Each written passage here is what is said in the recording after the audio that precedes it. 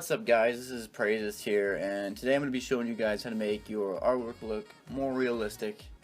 And especially like when you post on Twitter, what I've noticed is that a lot of people, since they're so young into like this whole graphic design aspect, is that they don't really know the whole process of how to make something look more realistic if they're trying to get a effect such as like a reflection or just a more realistic feel.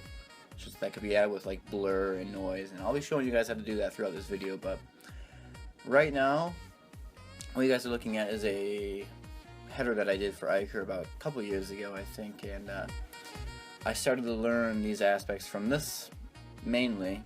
I don't know how, but it was just, this was like the header I remember when I first started to learn how to do certain things, and so I thought I'd show you guys how I first learned, especially because, I mean, help you guys learn as well. So to start, you guys are, like, a lot of you guys are very young, and it's awesome to see because you guys are so far ahead in the graphic design community, like compared to like graphic designers that have been doing this for like 20 years or so, is that you guys are so far ahead. But understanding these fundamentals is really key in making your work stand out. So we're gonna jump right into this, and I'm gonna start by merging this.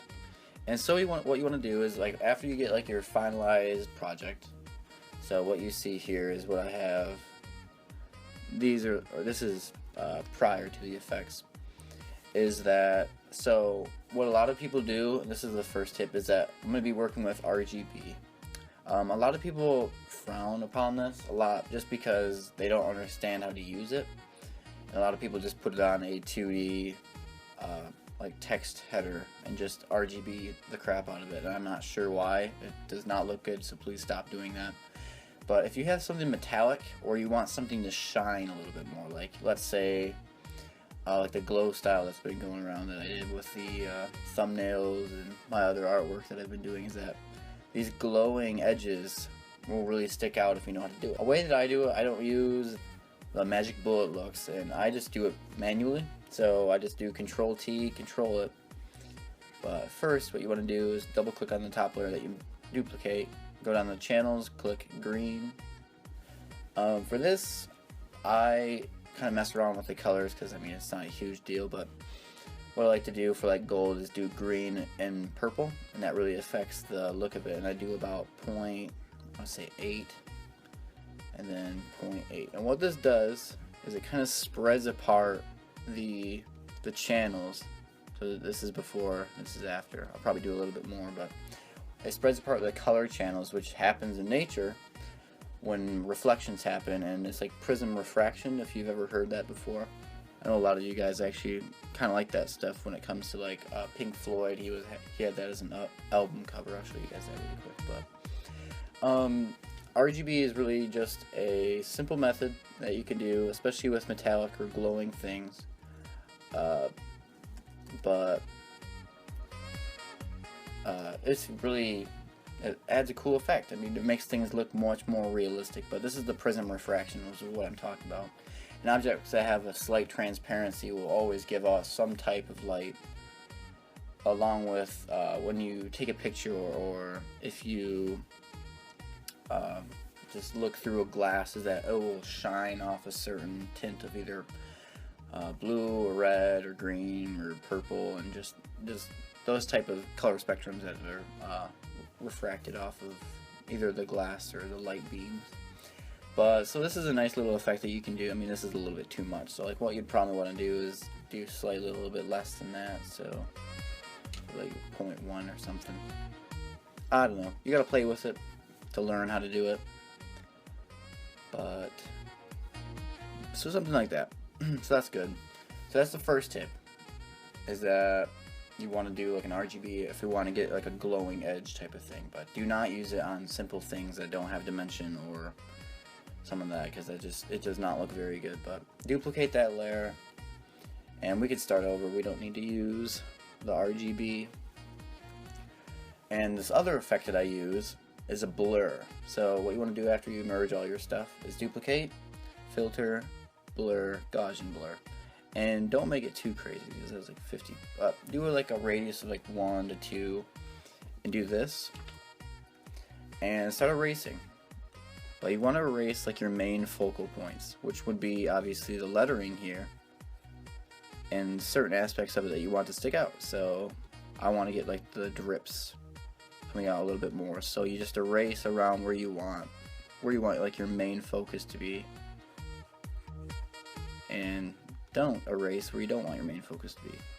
So as you can see here, it gives a little bit more dimension between the two, and this really gives a more realistic effect. A lot of people I just see just do way too much blur, and it just throws off the whole project, but just a simple blur like that really advocates your piece of the final product. But that's a really good tip. And the last one would be noise. And a lot of people like to use noise, especially a lot of web designers and UI designers like to make developers, my bad, like to make a simplistic texture on their type of artwork. So what you could do is go to filter, noise, and then add noise. And what noise does is basically makes it look crackly, makes it look more like a photograph.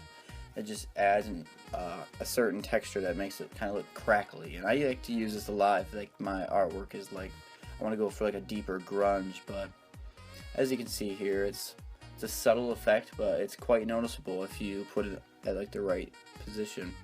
I'll make it a little bit stronger so you guys can see. So what it does is just adds that little crackling throughout the dispersed throughout the artwork. But another way that you can do all these effects at once, which really makes your artwork just look, I think, a lot better, especially if it's a glow effect and you just want just to get a good look. Duplicate. Then I normally do the blur first. I'll do this really quick. Do the blur really quick.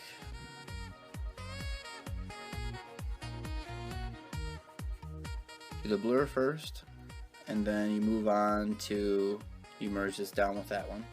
Duplicate, filter, noise, add noise. Let's do about 0.5. 0.5 looks good.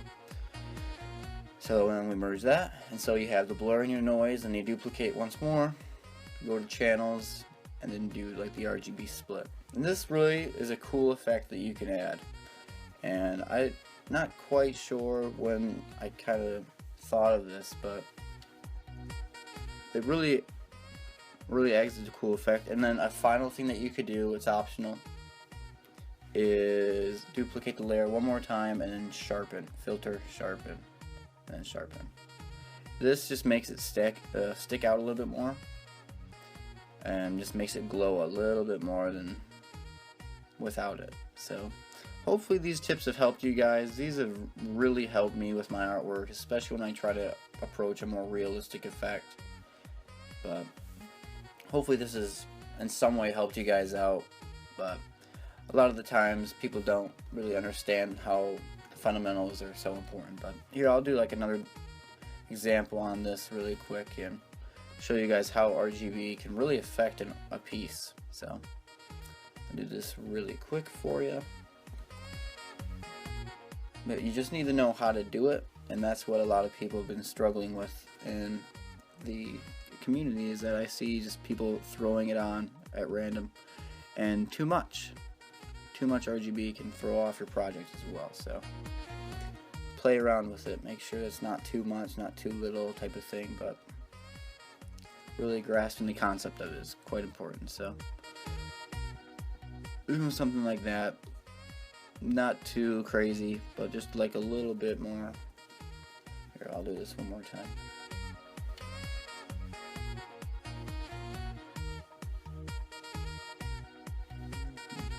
Alright, now we change the channel.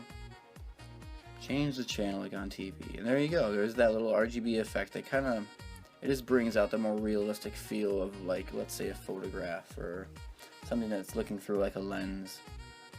And then you can add the noise like what I did previously, and I would normally add the noise after you do the blur, just so you can see the texture still. And what that'll do would be, it'll advocate like the texture overall.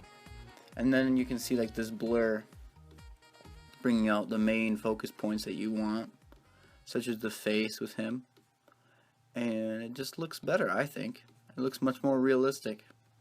So hopefully this has helped you guys overall. I really like that didn't make any sense. I really like making these, and I hope you guys learned something from them. Feel free to show me on Twitter if you guys have learned something and tag me in your artwork and whatever. But hopefully this has helped, and I hope you guys have a wonderful day and like and subscribe. So peace, my dudes.